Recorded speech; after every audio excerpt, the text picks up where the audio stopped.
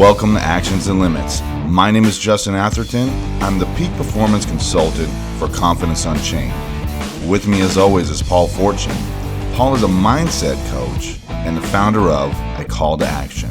And together, we make Actions and Limits.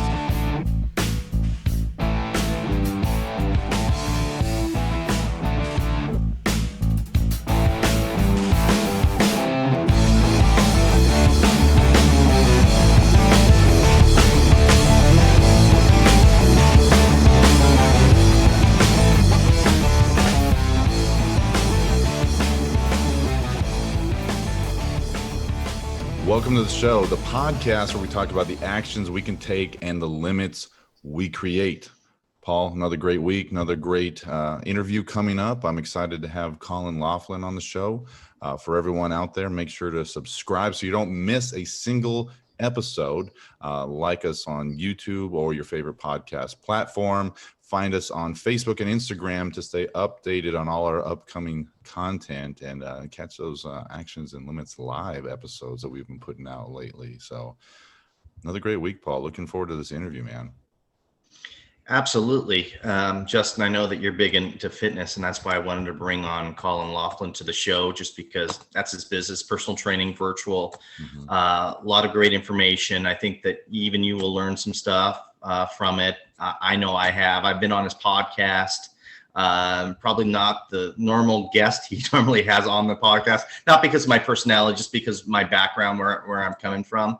But I think it was fun being a different type of guest for him. And it was cool for me because he was asking different questions that normal other podcasts ask. It was more of on a fitness aspect of things. So it made me think. So a lot of great information from him. I learned a lot. So yeah, I'm sure when we bring him on, we will learn more.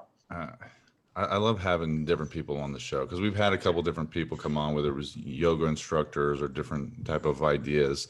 It's always fun to learn something new, and you know, because we're normally talking about the mental aspect or the emotional aspect, you know, the motivation and that self-development.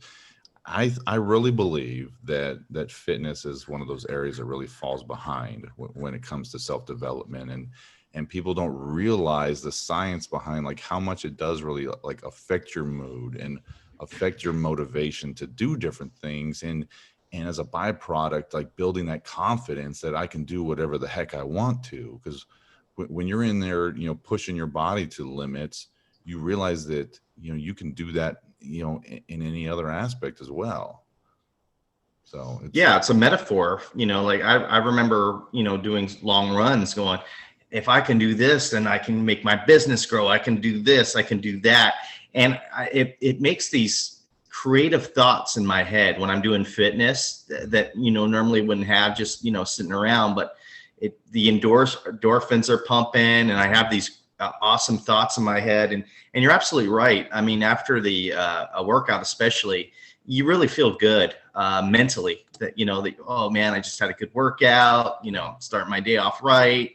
And it just puts you into the right swing of things for the rest of the day, or even at the end of the day, if that's when you do your workouts, it just ends your day on a good foot, especially if you didn't have a good day, get in the gym, you know, sweat it all out and come out, you know, feeling better. Yeah, definitely a great way to, you know, reduce that stress and anxiety of the day, or start it off, like you said, you know, in a good step. So excited to have Colin come out. So let's go ahead and bring him out, man.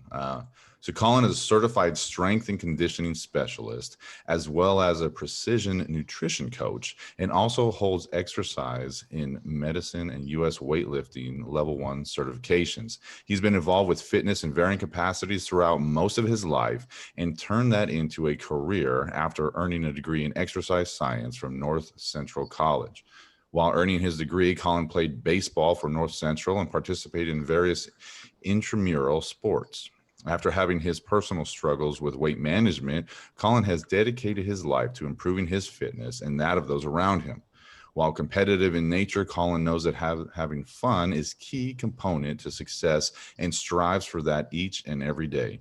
Colin now runs his own online personal training company, QualityLife Fitness, and he's training people living with chronic health conditions. So let's go ahead and bring out Colin to the show. All right, everyone, welcome Colin Laughlin to the show. Colin, so glad to have you here on the Actions Limits podcast, man. Yeah, thanks, guys. Thanks for having me. This is an awesome experience. Yeah, Paul and I were looking at your background, and I'm glad that Paul found you to come be on the show because you know, I know you're a fitness guy, and I that's right up my alley, man. So how'd you get into this world, man? How'd you get started into fitness? Yeah, that's a good question. So it all started. I've been in sports my whole life. I've been playing baseball since I could walk. So pretty early on, I was in physical therapy because sports are super repetitive and usually injuries occur. Sure. And this is about middle school, and the experience was just really good. And I had a great physical therapist. I was like, yeah, this is what I want to do. This is awesome. And it never wavered all the way through college. Got into college and I was like, all right, I'll do exercise science because there is no physical therapy is only graduate school. And so there was no option in undergrad. You just major in whatever you want, and then you get into grad school. So I picked exercise science, knowing that I was going to go to grad school for physical therapy, and took all the hard classes like the physics, the chems, the bios, and got to my senior year of college and decided, I was like, I'll take a year off, save some money. Grad school is expensive. It's like 3 more years. And I kind of like looked down on personal training a little bit at that point because it's like, this is just people who do this out of high school and kick people's asses and that's it. and even being an exercise science major, like that was my thinking. And so I found a personal training studio. So it was very private, one-on-one style training. It there was no like neon lights, like the big gyms that you have in the juice bars and stuff like that. Like that wasn't my vibe. So I found that place and it happened to be right next door to an Athletico. Okay. I'm like, this is really cool. We just pass people back and forth. And being a rehab aide previously, like through college, I was getting my hours for grad school for physical therapy and stuff. So I knew how it worked and found personal training to be a little bit more free in what I could do with people. So as a physical therapist, you're limited by what surgeons want, what insurance will do, stuff like that. And it's just, and there's people they're in pain. They don't want to be there. As a personal trainer, people choose to work with you, even if they're like complaining while they're with you. Sure. So after that year in the middle there, I was like making similar money to what I would make out of as a physical therapist and without the extra 3 years of school in debt. So it's like, I'll just stick with this and ride it out. And kind of, that's what kickstarted the whole, like, I'm staying in the fitness space. Got it. Have you worked with anybody with extreme, disabilities? Yeah. So it's funny you say that because at first, no. I think as every personal trainer, when they first start out in the industry, you're like, I'll train anybody. I just want to train anybody. And after a while, I found I was training a lot of diabetes, hypertension, kind of those common disabilities or diseases or whatever you want to call them.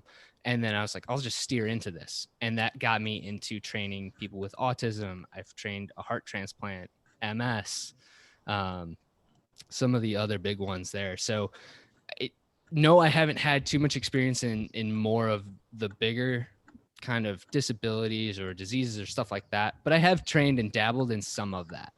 And it's kind of nerve wracking, right? Like you don't have that experience to rely on. So you kind of trial and error yourself into it and learn from the people around you and make it happen. But that's gotta be tough to not like have, like, is there special training for that to go with, special abilities or like the certain disabilities that people have? Is there special training to go into that? There are some, and there's a cancer specific certifications. You could kind of go that route. At the end of the day, there isn't anything really concrete to stop anybody from training those diseases or disabilities. So, there are certain certifications you get, but at the end of the day, you can read everything, but until you put it into practice, it's very different. Yeah, it's that whole idea of, knowledge isn't power. It's the implemented knowledge is power. Like, are you putting it into action? Are you doing it every day and getting into that state to be able to, repeat what you're doing? Well, what's Right. your favorite aspect of being a physical therapist and running your business? What's your So, favorite part? yeah. So quick correction there. Physical therapist is not what I am. I'm still a personal Personal trainer. trainer, and Got it. it's really mad at me if I claim to be one. No, I got it. I get it. But I love, yeah, I didn't go through the 3 years of school, and the thing that I really like, I like the one-on-one connection with people, and so I was never going to be a group fitness instructor. I was never going to be training like huge classes. It's just not my personality. It's not my style. Okay. I could do it for one day and it would drain me, but I could do it. But with the one-on-ones, you get these really deep personal connections. And that's what really is. It is personal training. So I've gotten to the point where I work with people for 4 or 5 years. They're invited to my wedding. I'm Oh, wow. going to their graduation parties. Like we're You're part of the friends. family. Exactly. I train the family. I end up, I'll train one and then they're like, oh, you should see my husband. I'm like, okay. And then I train them and then the kids come and it ends up being a whole family thing. And it's really cool.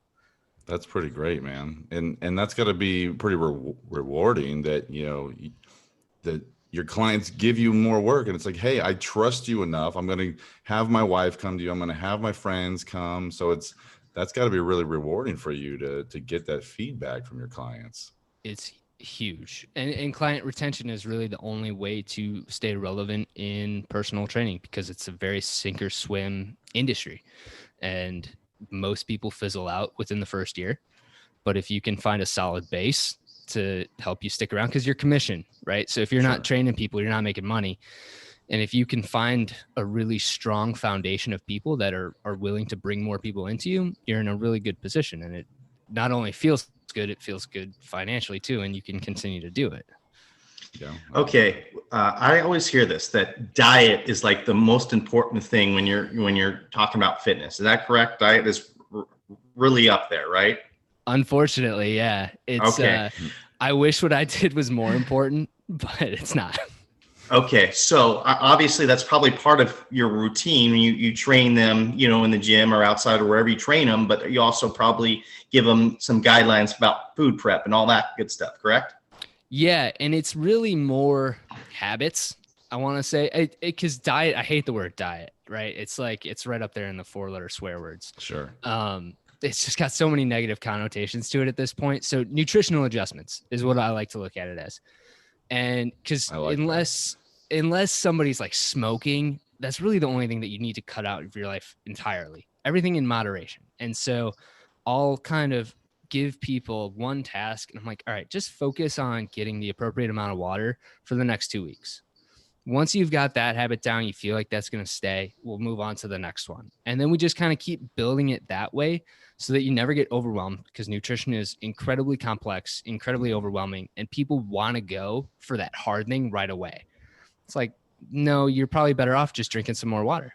And it's a little hard to conceptualize that water is going to help you that much, but it's all about huge factor. It's your pyramid, right? It's your base layer. And then that top part is that really elite level thing that you need to do. But most people don't need that yet.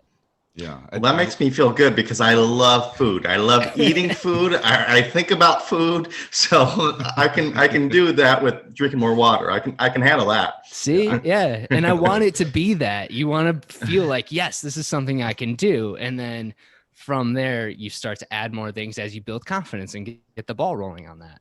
I think it's really important to talk about how that it's the incremental changes that you're doing. It's not just like, a complete overhaul, because people can't stick with that. Exactly. So the idea of drinking water, that is definitely something I push out to my clients as well. I definitely don't, do personal training, but the mental aspects, that being healthy and, getting, quality water, food, all of this, sleep, all of those things are important to affect your mental acuity. Can you talk about, the differences you've seen in people from when they start working with you and implementing these things to like after they've been working with you a year or two, and how big of a change you see?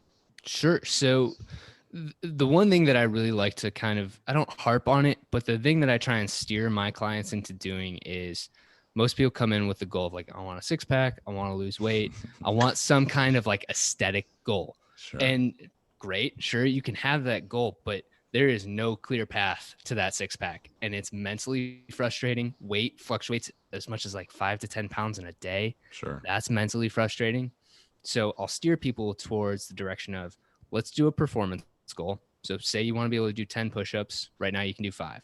You know the exact steps you need to take to get there. The side effect of achieving that goal, you've probably got more toned arms. You've probably lost some weight. You're in the direction that you wanted to go anyways. But it was a much more clear path and mentally way easier to get there.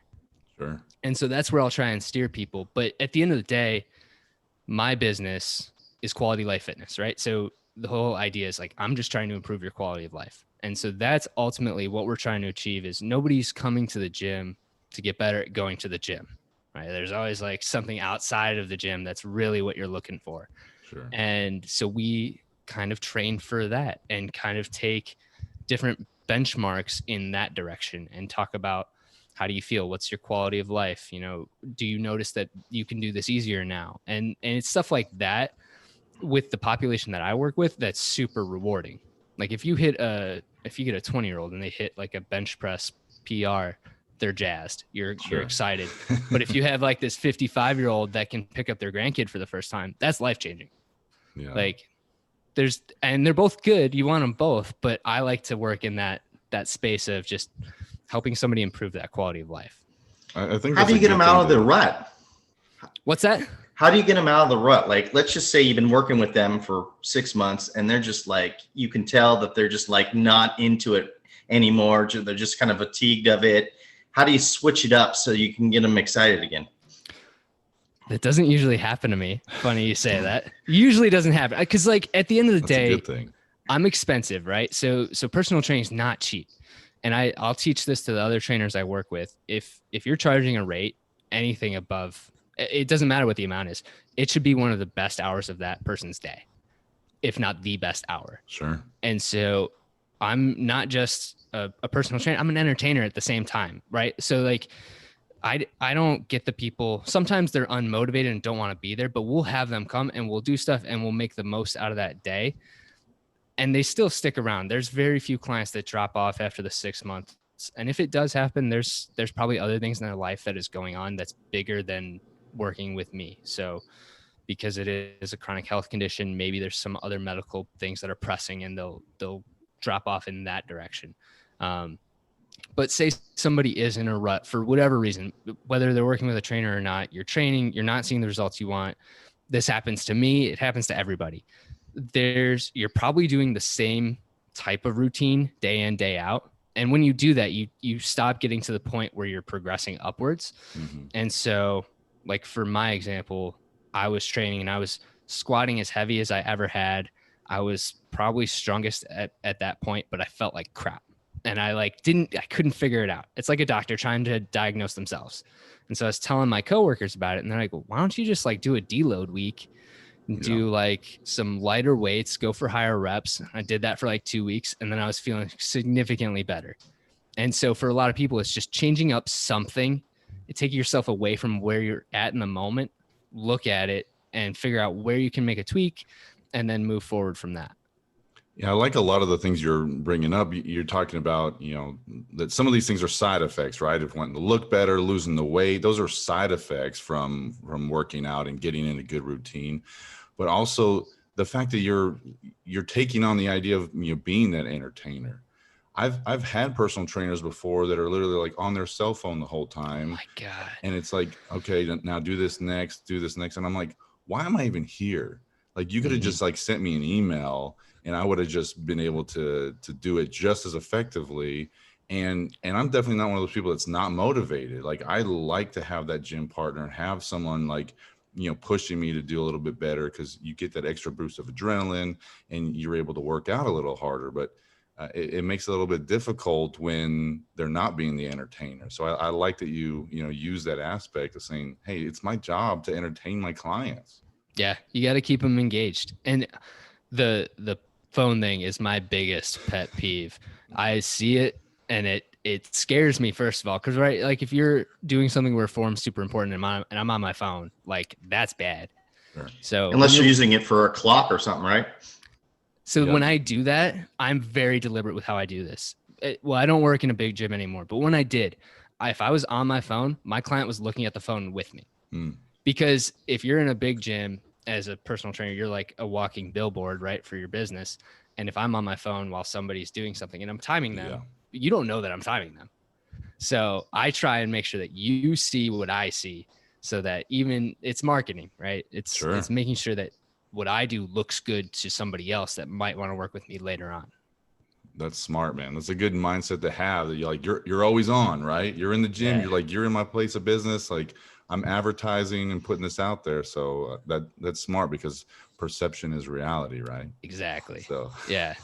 So what advice would you give, because I see personal trainers all over the place, all over, because I live in Southern California, so it's very popular. Fitness is very popular where I'm at. So physical therapy, or not physical therapy, excuse me, personal trainers are all over the place. Right. And, a lot of them are young men, I see.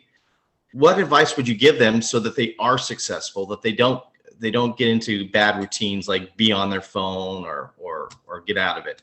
Yeah, I think one of the keys is to make sure that you're always doing a client-centered approach.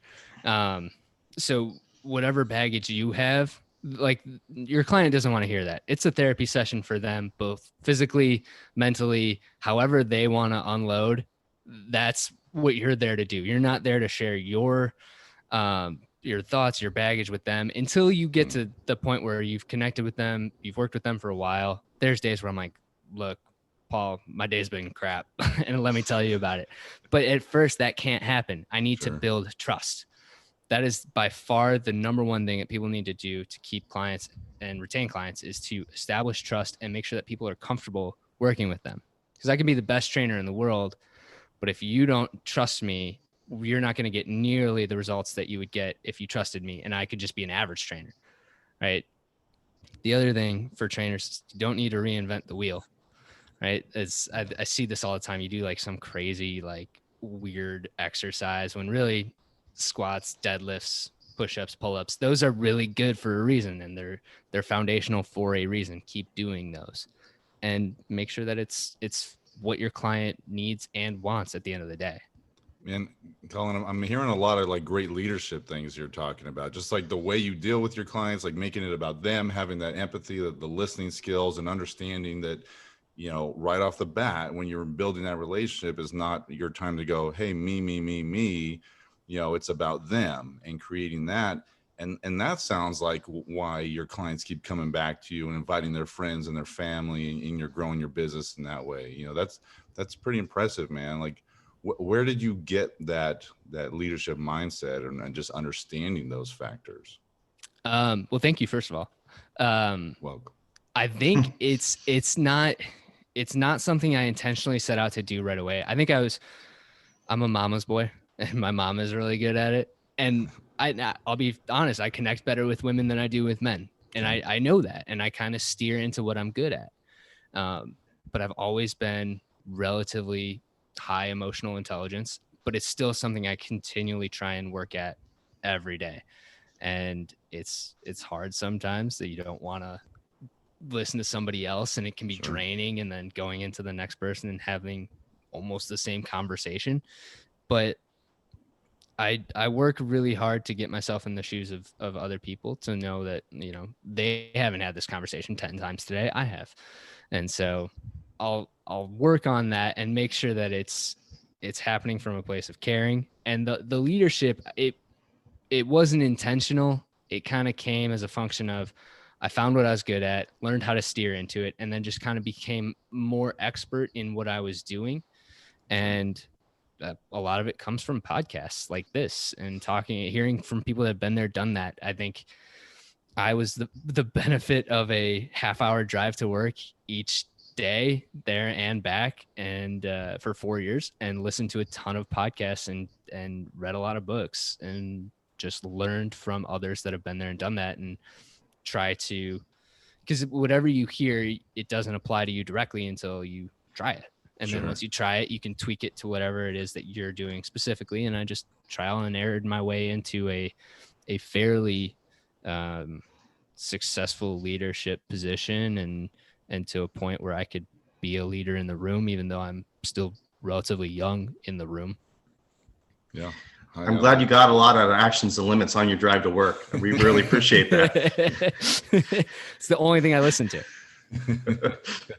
No, I like a lot of what you were saying there, Colin, and it goes back to what you said about, taking in all the knowledge, making sure that you're implementing that knowledge, and just realizing, and this is a common theme that we hear a lot, realizing you're not the smartest person in the room.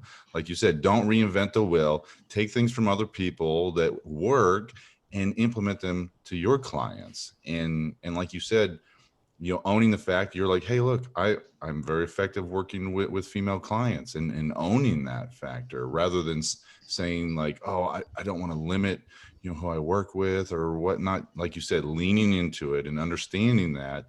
I had a similar experience. I used to take on female clients and realized that I resonated more with men. And so that's my focus, leaning into that, realizing that that's a strength of mine. And so I applaud you for doing the same thing, because there's a lot of business owners out there that kind of, want to help everybody, and in the process help nobody. Right. Yes, exactly.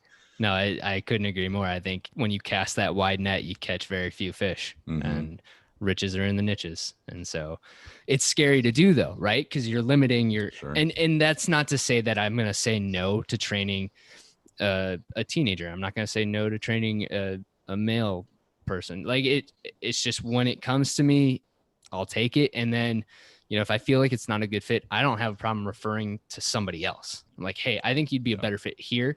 And not only does that help me, but it benefits the person that I just helped out, and I'll probably get something in return later on down the road. And I don't expect it, but if I get it, that's awesome. Yeah. I think with Paul and I COVID, refer each are other back and forth, exactly, quite a bit. Yeah. Yeah. With COVID, are you doing stuff virtually now? Yeah. So I was working in a large franchise gym at the start of September of 2019. And then, so March, 6 months into the job, furloughed, and they're like, you can't talk to your clients and, whatever, for liability reasons. And I was like, oh, that's not doing my clients any favors. Wow. So I was already in the process of trying to start my own brick and mortar gym, and things weren't lining up. We bought a house. Financially, it was like just not the right move. So I took that job. And so I had the infrastructure to kind of build a virtual business. And so in March, when it all kind of happened, I was like, well, I might as well do it. And so it kind of came out of there, and I already had certain things. Like I had the LLC for 3 years, never used it, had the logo for 3 years, never used it. I was like, all right, well, let's start using this stuff. And the idea was to have just a clients, and I'd had to take on my client, and then I just send them the workout. They do it, let me know how it went. And like, I could really like kick back and kind of hang out. And I found I didn't like it. I like having the Zoom where we can actually see each other and interact, and it's actually less pressure on me. I don't feel like I need to be in constant contact with you, because we see each other on a weekly basis. We can do updates then, all of that good stuff. So the business kind of evolved from there, and we hit this point of, okay, now that I do these sessions via Zoom, we connect. What happens when gyms reopen? That was like the next huge kind of scary hurdle. Like, is this business going to stick? Is it not? Sure. And gyms reopened, and I was called in to like come back in, and I'm like, I'm making a decent amount of money online. You're asking me to come back. My clients aren't coming back. I'll just stick with the online. And when I did that, I actually gained more people. Oh, wow. So I'm doing something right online, to the point where even though gyms are open, people would rather work out at home with me than go to the gym. Whether that's me being really good at what I do, or COVID being a factor, or kind of all of the above, it worked out well. And it's kind of a business born out of opportunity. And convenience, right? That's a great convenience portion of it, right? They can be anywhere. open up the laptop and let's start working out, right? Right. I mean, I live in Illinois. I trained somebody in South Carolina today. I trained people in California, trained people in Illinois, and I trained people in New Jersey. Could you Like, imagine doing that last year and like no, realizing you'd be nationwide? it's wild. And like infinitely the size of or the percentage of clients that I need. Like, I'm not just marketing to the 5 mile radius of my gym. I can market Sure. to the whole like country. And I just have to get like 0.001% of that to have a very, very successful business. So Yeah. it kind of ended up being working out really well. And I've got connections with other healthcare professionals that can be great referral sources. That's usually how I get the clients, and just kind of took off, went running with it. I like that, man. And how did the most of your sessions go? So you said you're doing via Zoom, but is it like in the middle of the workout there you're watching them, or is it like you check in before and after or during the week? Like how does that work for you and your clients? Yeah, it's actually it's not quite the same as in-person training, right? Like, it can't be, but it is very similar given the restrictions that we have right now, where I should probably not be within 6 feet of you. I probably shouldn't touch you. So doing it through a computer isn't all that drastically different. Sure. You have to figure out where to place me and stuff, but I am with you from warm up to the meat and potatoes of the workout to the cool down, and Okay. watching everything. So I'll demonstrate the exercise, make sure you know what you're doing, and then I'll watch you do it. And then if I need you to move the camera or change angles, I'll have you do that. That's where some of the new problems come up, but it's You need a tripod to have you there as your personal trainer, right? right. I gotta like send people like 8 cameras to hang up in their workout rooms. But other than that, yeah, it's I'm with you the entire way. Okay. And then afterwards we'll kind of just either say goodbye, I'll see you, reconfirm that we've got our next appointment set up, and then it's off to the next. And it's worked out really well for everybody. That's great, man. Where do you see this going, like in the future? Like, are you looking to keep most of it online? Are you gonna, change your direction based on how COVID and everything goes, or what plans do you have? That's a really good question, because it's not what I had expected. So the fitness industry was trending to the online space anyways, and given COVID, it kind of accelerated, but I'm still kind of at the front of it. So it's like, I got this head start, I might as well keep it. And so the idea is to really turn this into a company and not just a sole business. So adding on trainers, but I want to do it in a way that I would want to be hired. So doing it to the point where I can provide healthcare for people, 401ks, really doing stuff that is going to entice someone like me to be an employee. Because, you could be an independent contractor, you're not going to get the same out of it, I don't think, or you're not going to attract as many of the people that you would want in that pool. And so the idea is to add trainers and really be able to run things the way that I think is best, because I've never been able to do that. I've had the benefit of being in a lot of different types of gyms and industry, and picking and choosing what I like, what I don't like. And now I can truly implement that in my own way. So the plan is to kind of train trainers that way. And, there's a lot that's up in my head. It should probably be on some paper. Sure. So I don't forget it, but Start writing that down, Colin. Start writing right. it down. Oh man. So like I've been working on an online course for other personal trainers on how to improve your client retention. That was probably going to turn into the training program for employees for my business. And then that can end up being something that I sell on the side as another stream of income. Podcast is another thing that I truly love doing. And it's getting traction. It's getting to the point where there is some money coming in. And that's another arm of the business. It's a great lead generation tool. So there's all of these things that I'm kind of piecing together with the ultimate goal of adding employees, building this business up, train. I still want to train. I still want to work with the people that I'm really close with, but delegate out some of the other work so that I can have a life where my quality of life is there, right? Because I think trainers will overwork themselves because it is commission only. So they'll work 7 to 7, try and get as many people in as they can, sacrifice their own workouts, sacrifice their nutrition.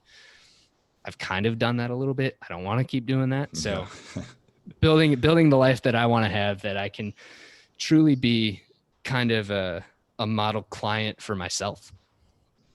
Well, it sounds like you're going to build some buy-in with the people that are with you. Like if you keep it up, like the way you've been treating your clients and the way that you would deal with, the people that you involve yourself with, and families and everything. Like, man, I can really see you like building some buy-in into your company and getting some people, like you said, working at a place that you would want to work at, and giving them those benefits and treating them the way they want to be treated in the way you would expect to be treated if you were doing that. So, I give you credit, and I think you're going to have some success if you keep that up, Colin. But you got to write everything down, man. I know. I got my yellow legal pads. Everything goes on a yellow legal pad, but yeah, I got to organize it. For sure. Something that stood out to me that you said earlier that I really, really appreciate, Colin. You said, well, I'm not cheap. You're not cheap because you do the things the right way and you have value. And so many people I talk to through my clients and just networking events that I go to, everybody puts everything down because it's through Zoom. So, I can't charge as much because I'm through Zoom. I can't give you the full price because it's not in person. But you just said it right there. I'm expensive because I'm valuable and I do it through Zoom. So I really enjoy that. And a lot of people can learn from that. Just because you're on Zoom doesn't mean that you can add the same amount of value if you were in person. There is, I will kind of put a little caveat to that. I got to a point where I was asked to charge $129 a session, which could I charge that? Probably. I've got the degrees, the certifications, the experience to justify it, but I didn't feel good doing it. And so I actually don't like charging an incredibly high rate because I don't want to be that bar setter in terms of like, oh, well, you could be asking to charge this. I just don't feel comfortable in that spot. And there are certain things that I would do in person that you don't get through Zoom. So like in person, I end every session 5 minutes. I manually stretch you out and make sure that we get you loose. And I can't do that over Zoom. So there are certain things that reduce the price a little bit because I don't want fitness to be a financially dependent thing, right? So especially with people with chronic health conditions, you probably got some medical stuff going on. There's other factors. And so I'm still not cheap, but I'm within reason. I'm within the grasp of a lot more people than being at that upper. Right? Yeah, I'm not at that upper echelon price, and I don't want to be. It's just a personal preference. I know I could do it, but it's not I'm not as money driven as I probably should be, if that makes any sense. Well, it really sounds like you're client focused, which is a good thing. It's definitely not a bad thing, Colin. But yeah, I can see what Paul's talking about there. You need to know your worth and not like completely drop your prices because it's on Zoom, because you're still providing a great service.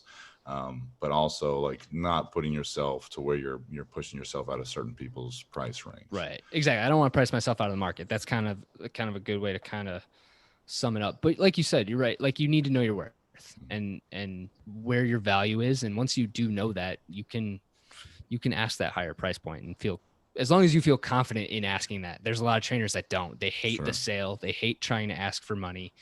But when you ask with confidence, when you know your value, it's an easier thing to do, I guess. Yeah. They hate the sales. I think that's like the most important, or well, not the most important, but one of the biggest things that a personal trainer needs to do is sales, right? Right.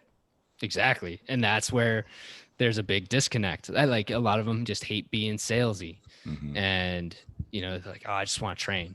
I'm like, yeah. And they don't teach you that first. Like I got a degree in exercise science. I didn't know how to get a single client.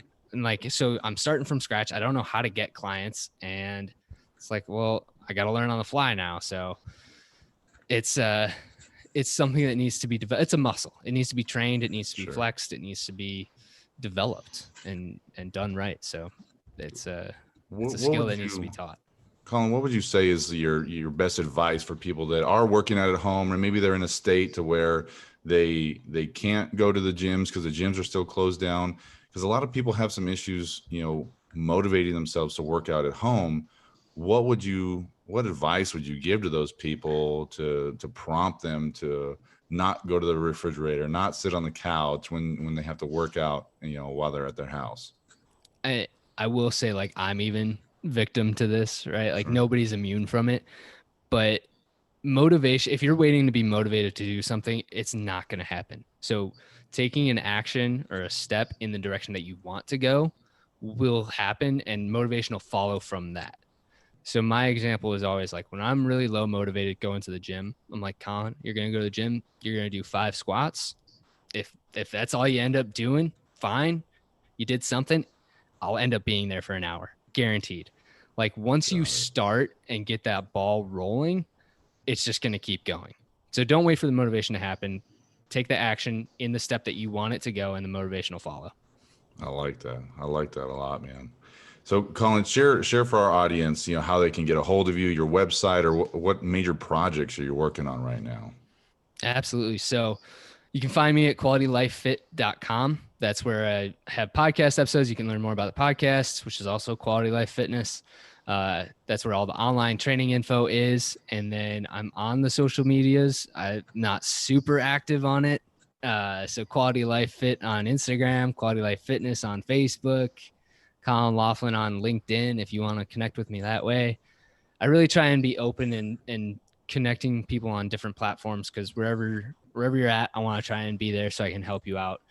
As far as projects are concerned, we're still growing the business, trying to transition more things online and make it easier for people to kind of come in and see what it's about. Mhm. And part of that's having a free consultation so people can. I'm not a hard seller. I want you to know what you're getting ahead of time, so Sure. you can really feel confident in the purchase. So free consultations are the big thing, but then we're doing the podcast so you can start to hear my voice, understand the way that I talk, the way I believe things, and all of these things that you might resonate with. And because online businesses are a little you might get scammed, right? Like you just never know. So the more you Sure. can see me and hear me and understand what I'm about, I Build think that trust, right? Exactly. Mm-hmm. So those are the big things that are going on right now. The podcast is still young, growing. We're pumping out interviews right now, but I'm going to go back to doing some deep dives on topics that I know I've been asked about a lot. So there's some exciting Awesome. stuff coming out that way as well. And Yeah, I'm to looking sweeten forward. this and to sweeten the pot about his podcast, yours truly was on it. Exactly. Even better. Paul loves to hop on as many podcasts as possible. So it's fun. It's fun to do. For sure. It definitely is. So we'll definitely have all your info down there in the show notes so everyone can check you out. And I'm looking forward to checking out your podcast as well and getting some tips and tricks, because I'm always big on trying to learn something new or a different way of doing something in the gym. So I'm glad that Paul made contact with you and you brought you on so we can share your business and everything you got going on. We'd like to wrap up the show with the idea of our title of our podcast in mind, Actions and Limits. And maybe you answered this already a little bit, but what would you say is the biggest action that people can take to really make a difference, in their lives, whether it's fitness related or not? I think the biggest thing, and we kind of touched on it, like you said, where we're taking a small action in the step that you want to go. Mm-hmm. But one of the bigger things you can do is find out why you want to be doing it. If you can find your why, that helps on the motivation end too. And whatever that is for you, it's different for me than it is for somebody else. But that helps on those low motivation days. You're like, this is why I'm doing this. Sure. And it'll help kind of push you and keep you going. I really like that, the figuring out the why, and something you mentioned before, talking about the motivation. The external motivation isn't going to sustain you for very long, so you have to find that self motivation, and if part of that is the why, I think that's a great thing. And yeah. So the other side of that, the limits, I'm sure you see this a lot, these self-imposed limits that your clients put on themselves. What would you say is the most prevalent one that you've seen that we really need to get rid of immediately? You are not defined by what you're dealing with in the moment. So whether that's some disease you have, some disability that you have, that doesn't make you. I think people get attached to that and they think, well, I'll always be this. I won't ever be anything else. And fitness really helps people take them beyond that and really get them into a space where they're feeling more confident. They have a higher quality life. And once you get over that hurdle, there's a lot of doors that open up. I really like that, man. I really like that, Colin. And man, I can see you doing some great things, man. I really think you're a natural leader in your business, and thank you for coming on the show. And we wish you well, man. And hopefully our audience checks you out, and maybe you'll get some new clients, in some different states around the U.S. How about it? Yeah, trying to get all 50 states. How about that? We'll get That's a one from great every goal. state. That's a great goal. Thanks for having me, guys. This was seriously an awesome podcast to be on. I love what you guys are doing. Awesome. Appreciate it, Colin. Thanks, man.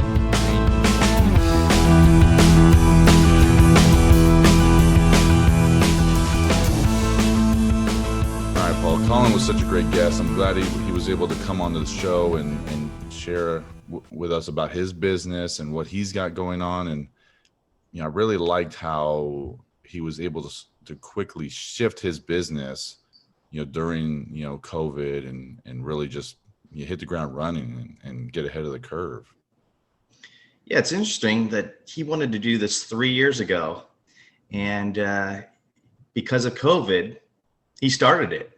Yeah. So, there's some good things that have come out of COVID. And one of the things for him was he was able to start his business and thrive, because this Zoom thing is just only going to get bigger.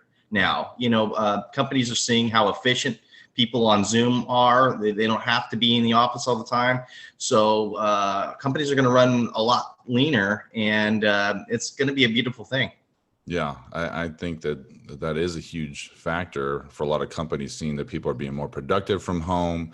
I've talked to some friends that say that they actually feel like they're more productive when they're on Zoom, or more accountable to being, logged in at work, and at their computer, rather than taking a 15-minute break in their kitchen, or, when you're at work, there's a lot of wasted time by the water cooler, right? Or like in the break room. And so I think you're right.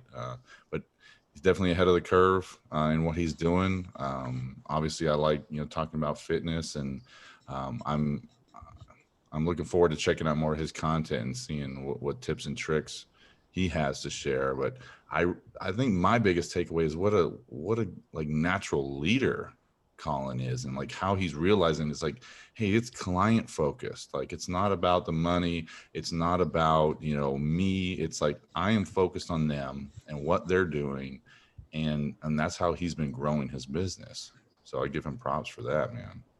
Yeah. And I just, with my question, I don't want anybody to think that I'm a money grubber, but I just wanted everybody to know that you still can have value through Zoom and be able to set a price, that's reasonable for everybody. I don't feel like you have to downgrade your price so much because it's through Zoom. You're still offering a value. So that's where I was coming from. It wasn't as an aspect of being greedy or anything like that. Yeah, I definitely didn't take it as that. I understood your question and understanding your value, and for all of these businesses and startups that are shifting to online, you shouldn't dramatically cut your prices just because, now it's online, like coaches, it's not in person anymore. It's all virtual. A lot of businesses are moving in that direction. And I agree with you. You shouldn't automatically like slice your prices at 25% just because it's online, and consumers shouldn't expect you to, because you're still getting the same information.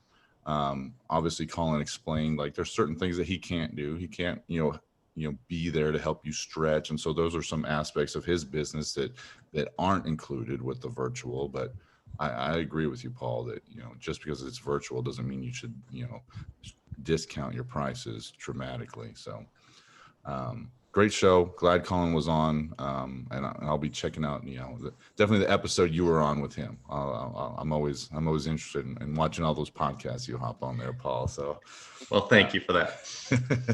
So let's wrap up the show with another segment of Ask Paul Anything. Make sure to submit your questions to actionsandlimits@gmail.com to get your questions featured on the show. This one I found, Paul, is from Frederick in Seattle. It says, Paul, in one sentence, how would you sum up the internet? In one sentence, how would I sum up the internet? I would say it is something that has infinite information. I think that's good. I think that's, I was waiting for something crazy to come out, but I think that's, it's something that has infinite information. I think that's pretty true, or close to it, right? You know, there's so much. Now, I'm not saying it's good or bad because, you know, obviously, but Exactly. information. It is information, Yeah. whatever that looks like, because each of us perceives that in different ways. But no, I think that was a great answer to that question, Paul. So Thank you very much. So again, thank you, Frederick, for sending in your questions, and continue to send your questions in, and you can get your questions read on the show.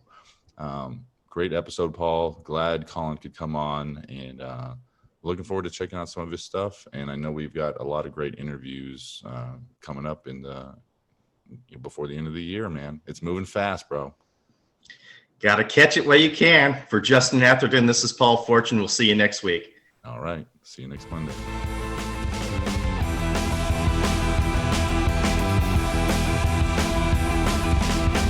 Thank you for listening to the show. Don't miss an episode. Click and subscribe to our YouTube channel. Follow us on your favorite podcast platform, and find us on Instagram and Facebook under Actions and Limits to stay updated on all our upcoming content. Continue to email the show at actionsandlimits@gmail.com for our segment Ask Paul Anything.